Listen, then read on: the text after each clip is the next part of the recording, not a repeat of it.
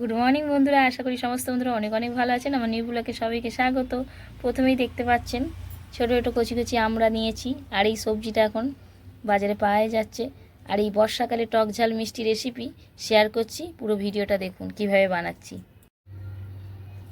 আমড়ার খোসাগুলো ছাড়িয়ে 4 টুকরো করে কেটে নিলাম, আর এখনও আঁটি হয়নি, দেখতে পাচ্ছেন কচি একদম।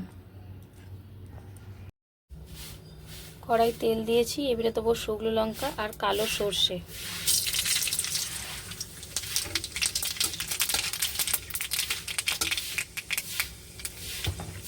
আমড়াগুলো প্রথমে কেটে নিয়ে এবারে ধুয়ে নিয়েছি, ধুয়ে আমড়াগুলো দিয়ে দিচ্ছি।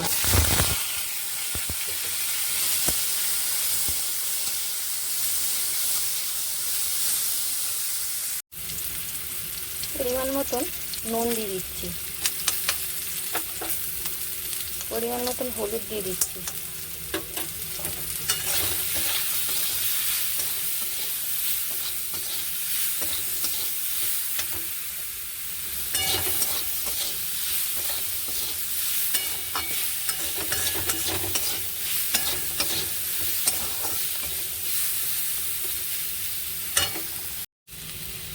গ্যাসটাকে আস্তে করে ঢাকা দিয়ে দিলাম।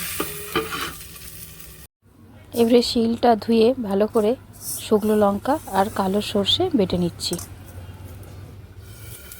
তারপরে আমরা ঢাকাটা খুলে দেখছি যে আমড়াটা ভালোই ভাজা হয়ে গেছে। এরপর এবারে দুবার নেড়ে নিয়ে সর্ষে যে বাটলাম, সর্ষে আর শুকনো লঙ্কা, এই বাটাটা দিয়ে দিচ্ছি।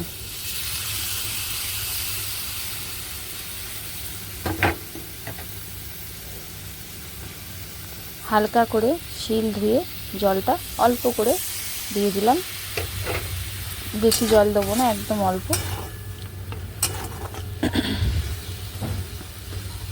তারপরে নাড়াচাড়া করে চিনি দিয়ে দিচ্ছি পরিমাণ মতন। টক ঝাল মিষ্টি একদম দারুণ লাগবে খেতে। এবারে ঝালটা আর মিষ্টিটা আপনাদের উপর নির্ভর করছে, যে যেরকম খাবেন সেরকম দেবেন। বেশি আর নাড়লাম না, হয়ে গেছে। এবারে প্লেটে নামিয়ে নিচ্ছি।